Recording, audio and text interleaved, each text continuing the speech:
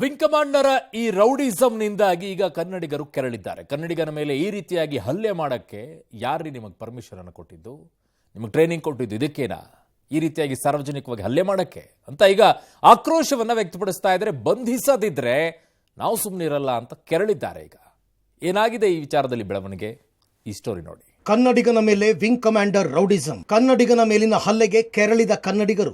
Rowdy ಬಂಧಿಸದಿದ್ರೆ ಹೋರಾಟದ ಎಚ್ಚರಿಕೆ. ಕನ್ನಡಿಗನ ಮೇಲೆ ಹಲ್ಲೆ ಮಾಡಿ ಕನ್ನಡ ಮಾತನಾಡಲಿಲ್ಲ ಅಂತ ಹೊಡೆದಿದ್ದಾರೆ ಅಂತ ಕಥೆ ಕಟ್ಟಿದ್ದ IAF wing commander Shiladitya Bose ಅಸಲಿ ಬಣ್ಣ ಬಯಲಾಗಿದೆ. ರೌಡಿ ಆಫೀಸರ್ನ ನೌಟಂಕಿ ಆಟವನ್ನು CCTV ದೃಶ್ಯಗಳು ಬಯಲು ಮಾಡಿವೆ. ಶಿಲಾದಿತ್ಯ ಬೋಸ್ ಕನ್ನಡಿಗನ ಮೇಲೆ ಮಾರಣಾಂತಿಕ ಹಲ್ಲೆ ಮಾಡ್ತಿರುವ CCTV ದೃಶ್ಯ ಹೊರಬೀಳ್ತಾ ಇದ್ದಂತೆ ಕನ್ನಡಿಗರು ಸಿಡಿದೆದ್ದಿದ್ದಾರೆ. ವಿಂಗ್ ಕಮಾಂಡರ್ ಶಿಲಾದಿತ್ಯ ಬೋಸ್ ವಿರುದ್ಧ ಕನ್ನಡ ಹೋರಾಟಗಾರರು ರೊಚ್ಚಿಗೆದ್ದಿದ್ದಾರೆ. ನಿನ್ನೆ ಬೆಳಗ್ಗೆ ಕನ್ನಡಿಗ ವಿಕಾಸ್ ಮೇಲೆ ವಿಂಗ್ ಕಮಾಂಡರ್ ಶಿಲಾದಿತ್ಯ ಬೋಸ್ ಹಲ್ಲೆ ಮಾಡಿರುವ ವಿಡಿಯೋ ನೋಡಿ ಕನ್ನಡಿಗರು ಕೆರಳಿದ್ದಾರೆ. ಹಲ್ಲೆ ಮಾಡಿದ ವಾಯುಸೇನೆಯ ವಿಂಗ್ ಕಮಾಂಡರ್ ಅನ್ನ ಕೂಡಲೇ ಬಂಧಿಸಬೇಕು, ಇಲ್ಲದೇ ಇದ್ರೆ ಹೋರಾಟವನ್ನ ಮಾಡ್ತೀವಿ ಅಂತ ಕನ್ನಡ ಪರ ಸಂಘಟನೆಗಳು ಪೊಲೀಸರಿಗೆ ಎಚ್ಚರಿಕೆ ನೀಡಿದ್ದಾರೆ. ಇನ್ನು ಎಕ್ಸ್ ಖಾತೆ ಸೇರಿದಂತೆ ಸಾಮಾಜಿಕ ಜಾಲತಾಣಗಳಲ್ಲಿ ಕನ್ನಡಿಗ ವಿಕಾಸ್ ಪರ ನಿಂತಿದ್ದು ಜಸ್ಟಿಸ್ ಫಾರ್ ವಿಕಾಸ್ ಅನ್ನೋ ಧ್ವನಿ ಮೊಳಗಿಸಿದ್ದಾರೆ. ತಾನೇ ಬೈಕ್ ಸವಾರನಿಗೆ ಅಮಾನುಷವಾಗಿ ಹೊಡೆದು ಬಡಿದು ಕನ್ನಡಿಗರು ನನಗೆ ಹೊಡೆದರು ಅಂತ ಪೊಲೀಸರಿಗೆ ದೂರು ಕೊಟ್ಟಿರುವ ಅಧಿಕಾರಿಯನ್ನ ಕೂಡಲೇ ಬಂಧಿಸಿ. ಇಂತಹವರು ರಕ್ಷಣಾ ಇಲಾಖೆಗೆ ಕಪ್ಪು ಚುಕ್ಕೆ. ಕನ್ನಡಿಗರ ಇಂದಿನ ದುಸ್ಥಿತಿಗೆ ಮೂಲ ಕಾರಣವೇ ನಮ್ಮ ರಾಜಕಾರಣಿಗಳು. ನಮ್ಮ ನೆಲ, ಜಲ, ಭಾಷೆ, ನಮ್ಮ ಜನರ ಬಗ್ಗೆ ಎಳ್ಳಷ್ಟು ಕಾಳಜಿ ಇಲ್ಲದ ಇಂತಹ ನಿರಭಿಮಾನಿ ರಾಜಕಾರಣಿಗಳು ದೇಶದ ಇನ್ಯಾವ ಮೂಲೆಯಲ್ಲೂ ಕಾಣಸಿಗುವುದಿಲ್ಲ. ಕನ್ನಡಿಗರ ವಿರುದ್ಧವೇ ಕೆಲಸ ಮಾಡುವ ಶತ್ರುಗಳು ನಮ್ಮ ರಾಜಕಾರಣಿಗಳು. ಹೀಗೆ ಅರೆಸ್ಟ್ ಶಿಲಾದಿತ್ಯ ಬೋಸ್ ಹ್ಯಾಶ್ಟ್ಯಾಗ್ನಲ್ಲಿ ಕನ್ನಡಿಗರು ಆಕ್ರೋಶ ವ್ಯಕ್ತಪಡಿಸಿದ್ದಾರೆ.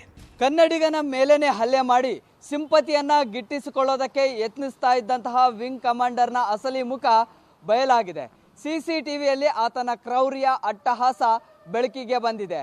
ಇದನ್ನ ಪೊಲೀಸರು ಸೂಕ್ಷ್ಮವಾಗಿ ಪರಿಗಣಿಸಿ ಈಗ ಆತನನ್ನ ವಿಚಾರಣೆಗೆ ಕರೆಯೋದಕ್ಕೆ ಕೂಡ ಮುಂದಾಗಿದ್ದಾರೆ. ಜೊತೆಗೆ ಆ ವಿಡಿಯೋವನ್ನು ನೋಡಿದಂತಹ ಕನ್ನಡಿಗರು ಕೂಡ ಕೆರಳಿದ್ದಾರೆ. ಕೂಡಲೇ ಆತನನ್ನು ಬಂಧಿಸಬೇಕು ಅನ್ನುವಂತಹ ಆಕ್ರೋಶಗಳು ಇದೀಗ ಸಾಮಾಜಿಕ ಜಾಲತಾಣಗಳಲ್ಲಿ ವ್ಯಕ್ತವಾಗ್ತಾ ಇದ್ದಾವೆ. ಸೋಷಿಯಲ್ ಮೀಡಿಯಾದಲ್ಲಷ್ಟೇ ಅಲ್ಲ, ರೌಡಿ ಆಫೀಸರ್ ಬಂಧನಕ್ಕೆ ಕನ್ನಡ ಪರ ಹೋರಾಟಗಾರರು ಆಗ್ರಹಿಸಿದ್ದಾರೆ.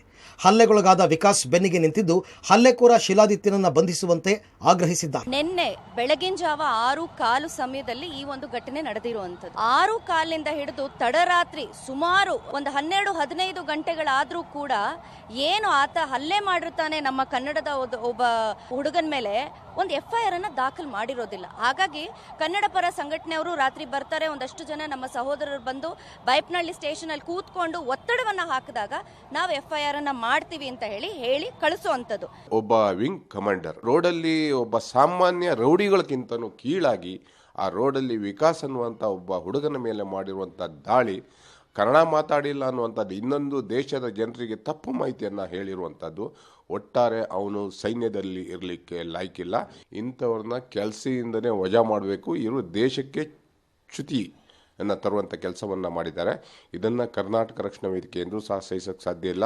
ನಿನ್ನೆ ಘಟನೆ ಏನು ನಡೆದಿದೆ, ಒಬ್ಬ ಅಮಾಯಕ ಕನ್ನಡಿಗನ ಮೇಲೆ ತಾನು ಯಾವುದೋ ಹುದ್ದೆಯಲ್ಲಿ ಇದ್ದೀನಿ ಅಂತ ಒಂದು ದುರಹಂಕಾರದಿಂದ, ತಾನು ಏನು ಮಾಡಿದ್ರು ನಡೆಯುತ್ತೆ ಅನ್ನೋ ಒಂದು ದುರಹಂಕಾರದಿಂದ ಹಲ್ಲೆ ಮಾಡಿ ಹೋಗ್ತಾ ಕನ್ನಡಿಗರು ನಾನು ಕನ್ನಡ ಮಾತಾಡಲಿಲ್ಲ ಅಂತ ಹೇಳಿ ಹೊಡೆದ್ರು.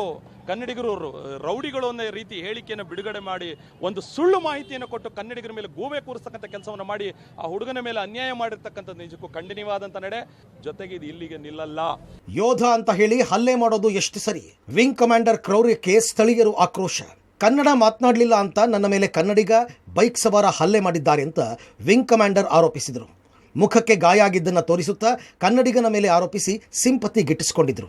ಯಾವಾಗ CCTV ದೃಶ್ಯಗಳು ಬಿಡುಗಡೆಯಾಯಿತೋ ಆಗ ವಿಂಗ್ ಕಮಾಂಡರ್ನ ಕ್ರೌರ್ಯ, ರೌಡಿಸಂ ಬೆಳಕಿಗೆ ಬಂದಿದೆ. ಫೈಟರ್ ರೀತಿಯಂತೆ ವಿಕಾಸ್ ಮೇಲೆ ಮಾರಣಾಂತಿಕ ಹಲ್ಲೆ ನಡೆಸಿ ಅಟ್ಟಹಾಸ ಮೆರೆದಿದ್ದಾನೆ. ಈ ವಿಡಿಯೋ ನೋಡಿ ಸಾರ್ವಜನಿಕರು ಕೂಡ ಕೆಂಡಾಮಂಡಲರಾಗಿದ್ದಾರೆ. ಯೋಧ ಹೆಸರು ಹೇಳಿಕೊಂಡು ಕನ್ನಡಕ್ಕೆ ಸಾರ್ವಜನಿಕರನ್ನ ಹೇಗೆ ಬೇಕಾದರೂ ಹಲ್ಲೆ ಮಾಡಬಹುದಾ ಅಂತ ಪ್ರಶ್ನೆ ಮಾಡ್ತಾ ಇದ್ದಾರೆ. ಏನೇ ಸಮಸ್ಯೆಗಳಿದ್ರೆ ಅದು ಭಾಷಾ ಲೇಪನ ಇರ್ಬೋದು, ಇನ್ನೊಂದಿರ್ಬೋದು, ಗಾಡಿ ಟಚ್ ಆಗಿರ್ಬೋದು, ಏನೇ ಸಮಸ್ಯೆ ಇರಬಹುದು, ಒಂದು ಸ್ಟೇಷನ್ ಇದೆ, ಸ್ಟೇಷನ್ ಹೋಗಿ ಕಂಪ್ಲೇಂಟ್ ಕೊಡಬಹುದು. ನಾನೊಂದು ದೊಡ್ಡ ಅಧಿಕಾರಿ ಅಂತ ಹೇಳಿ ಒಬ್ಬ ಸಾರ್ವಜನಿಕವಾಗಿ ಓಡಾಡ್ತಾ ಇರ್ತಕ್ಕಂಥವ್ನು ಹೊಡಿಲಿಕ್ಕೆ ಯಾವೇ ಅಧಿಕಾರ ಯಾರಿಗೂ ಇರಲ್ಲ. ಒಬ್ಬ ಪೊಲೀಸ್ ಅಧಿಕಾರಿ ಆಗಿರ್ಬೋದು, ಆರ್ಮಿ ಅಧಿಕಾರಿ ಆಗಿರ್ಬೋದು, ಯಾರು ಬೇಕಾದ್ರೆ ಇರಬಹುದು. ಅವ್ರಿಗೆ ಯಾವುದೇ ಅಧಿಕಾರಿಗಳು ಇರೋದಿಲ್ಲ. ಯೋಧ ಬಂದು ಒಬ್ಬನ ಅಮ್ಮೇಕನ ಹೊಡೆಯೋದು ತಪ್ಪು. ಅದು ಯಾಕಂದ್ರೆ ಅಷ್ಟು ಹೊಡಿಬಾರ್ದು. ಅದು ಏನಾದರೂ ಮಾತಾಡಬೇಕಾಯಿತು, ಮತ್ತು ಅದ್ರ ಬಗ್ಗೆ ವಿಚಾರಿಸಬೇಕು, ಅದಕ್ಕೆ ಪೊಲೀಸ್ ಕಂಪ್ಲೇಂಟ್ ಕೊಡಬೇಕಾಯಿತು.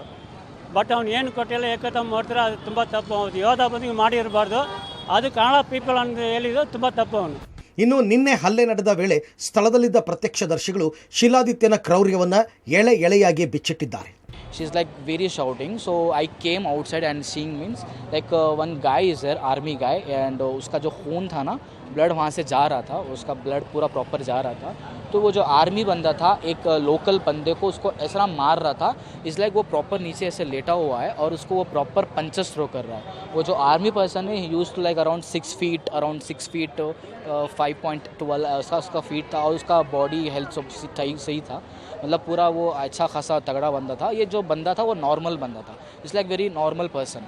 ಸೊ ಮತ್ತು ಏನಾಗಿದೆ, ಅವರು ಏರ್ಫೋರ್ಸ್ ಅವರು ನಮ್ಮ ಬ್ಯಾಂಗ್ಳೂರು ಒಂದು ಲೋಕಲ್ ಹುಡುಗ, ಅವರು ಸ್ವಿಗ್ಗಿನೋ ಝೊಮ್ಯಾಟೊನೋ ಏನೋ ಮಾಡ್ತಾಯಿದ್ರು, ಅವರು ಡೆಲಿವರಿ ಪರ್ಸನ್ ಅವರು. ಅವರಿಗೆ ಎಷ್ಟು ಥರ ಅವರು ಪಂಚಸ್ ಮಾಡ್ತಾಯಿದ್ರು ಗೊತ್ತಾ, ಮಿನಿಮಮ್ ಅವರು 50 to 15 to 20 ಇನ್ ಬಿಟ್ವೀನ್ ಅವರು ಆ ಥರ ಅವರು ಪಂಚಸ್ ಥ್ರೋ ಮಾಡ್ತಾಯಿದ್ದಾರೆ. ಅದು ಏನಾಗಿದೆ ಏನು ಗೊತ್ತಿಲ್ಲ.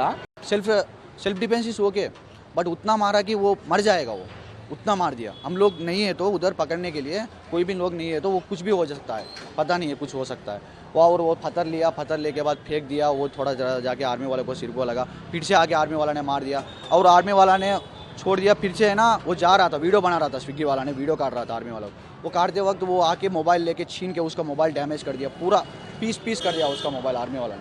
आर्मी सार ने जो मोबाइल लेके पीस कर दिया, क्योंकि वो नॉर्मल इंसान है, he is doing his work from 9 AM to 9 PM. The normal person, how can he afford it, that mobile damaging. हाँ, वो तो कुछ भी डैमेज नहीं किया उन लोगों को, बस मारा है. वो भी मारा है, ये भी मारा है, दो भी मार लिए है, लेकिन डैमेज तो कोई नहीं किया है ना. वो डैमेज करके इतना डैमेज कर दिया और गाड़ी का चाबी भी फेंक दिया. फिर से वो कार लेके चले गए और ये चले गए. और इंस्टाग्राम में कुछ डाल रहे कि रील मैं भी देखा हूँ इंस्टाग्राम पे, मैं भी पहले देखा हूँ इंस्टाग्राम में, बोल रहे कि कनाडा वाले ऐसा है, बेंगलुरु का लोग ऐसा है बोल के.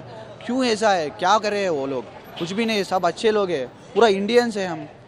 पूरे के डिस्कसिंग कमेंट्स डाल रहे हैं कि ऐसा हिंदी लोग है, ऐसा वो साउथ है, नॉर्थ है, सभी स्नाट. ಬೈಯಪ್ಪನಹಳ್ಳಿ ಪೊಲೀಸರಿಂದ ಸ್ಥಳ ಮಹಜರ್, ವಧೆ ತಿಂದ ವಿಕಾಸ್ ಹೇಳಿಕೆ ದಾಖಲಿಸಿದ ಖಾಕಿ. ಇವತ್ತು ಬೆಳಗ್ಗೆ ಘಟನಾ ಸ್ಥಳಕ್ಕೆ ವಿಕಾಸ್ ಅವರನ್ನ ಕರ್ಕೊಂಡು ಬಂದು ಬೈಯಪ್ಪನಹಳ್ಳಿ ಪೊಲೀಸರು ಸ್ಥಳ ಮಹಜರ್ ಮಾಡಿದರು. ಘಟನಾ ಸ್ಥಳದಲ್ಲಿ ಕಲ್ಲನ್ನು ಸಂಗ್ರಹಿಸಿಕೊಂಡ ಪೊಲೀಸರು ಹಲವು ಮಾಹಿತಿಯನ್ನು ಪಡೆದು ಹಲ್ಲೆಗೊಳಗಾದ ವಿಕಾಸ್ ಹೇಳಿಕೆಯನ್ನು ದಾಖಲಿಸಿಕೊಂಡಿದ್ದಾರೆ. ಭಾಷಾ ವಿಚಾರಕ್ಕೆ ಗಲಾಟೆ ಎಂದು ಬಿಂಬಿಸಿದ್ದ ವಿಂಗ್ ಕಮಾಂಡರ್ ಮುಖವಾಡ ಕಳಚಿದ್ದು ವಾಯುಸೇನೆಯ ಅಧಿಕಾರಿಗಳು ಕೂಡ ಈ ಬಗ್ಗೆ ಆಂತರಿಕ ತನಿಖೆಗೆ ಮುಂದಾಗಿದ್ದಾರೆ. ಹಲ್ಲೆಗೆ ಒಳಗಾಗಿರುವಂತಹ ವಿಕಾಸ್ ಬೈಯಪ್ಪನಹಳ್ಳಿ ಪೊಲೀಸ್ ಠಾಣೆಯಿಂದ ಬಿಡುಗಡೆಯಾಗಿದ್ದಾರೆ. ವಿಂಗ್ ಕಮಾಂಡರ್ ಆರೋಪವನ್ನ ಸಿಎಂ ಸಿದ್ದರಾಮಯ್ಯ ಅವರು ಕೂಡ ಖಂಡಿಸಿದ್ದಾರೆ. ಜೊತೆಗೆ ಆತನ ವಿರುದ್ಧ ಕ್ರಮಕ್ಕೆ ಕೂಡ ಸೂಚನೆಯನ್ನ ನೀಡಿದ್ದಾರೆ. ಈಗಾಗಲೇ ಕನ್ನಡಿಗರ ಆಕ್ರೋಶ ಕೂಡ ಹೆಚ್ಚಾಗಿತ್ತು. ಕೂಡಲೇ ಆತನನ್ನ ಬಂಧಿಸಬೇಕು, ಸುಳ್ಳು ಆರೋಪಗಳನ್ನ ಮಾಡಿ ಕನ್ನಡಿಗರನ್ನ ಕೆರಳುವಂತೆ ಮಾಡಿದ್ದಾರೆ ಅನ್ನುವಂತಹ ಆಕ್ರೋಶಗಳು ಕೂಡ ಸ್ಫೋಟ ಆಗಿತ್ತು. ಈ ಒಂದು ಪ್ರಕರಣವನ್ನ ಗಂಭೀರವಾಗಿ ತೆಗೆದುಕೊಂಡಿರುವಂತಹ ಬೈಯಪ್ಪನಹಳ್ಳಿ ಪೊಲೀಸರು ವಿಂಗ್ ಕಮಾಂಡರ್ ಅನ್ನ ವಿಚಾರಣೆಗೆ ಬರುವಂತೆ ಕೂಡ ಈಗ ತಿಳಿಸಿದ್ದಾರೆ. ಮುಂದೆ ಈ ಪ್ರಕರಣ ಯಾವ ರೀತಿಯ ಸ್ವರೂಪವನ್ನು ಪಡೆದುಕೊಳ್ಳುತ್ತೆ ಕಾದು ನೋಡಬೇಕಾಗಿದೆ. ಒಟ್ಟಿನಲ್ಲಿ ಭಾರತೀಯ ಯೋಧನಾಗಿ ಸಾರ್ವಜನಿಕವಾಗಿ ರೌಡಿಸಂ ಪ್ರದರ್ಶಿಸಿ ಭಾರತೀಯ ರಕ್ಷಣಾ ಇಲಾಖೆಗೆ ಅವಮಾನ ಮಾಡಿರೋದು ನಿಜಕ್ಕೂ ದುರಂತ. Prakash D Rampur, public TV, Bengaluru.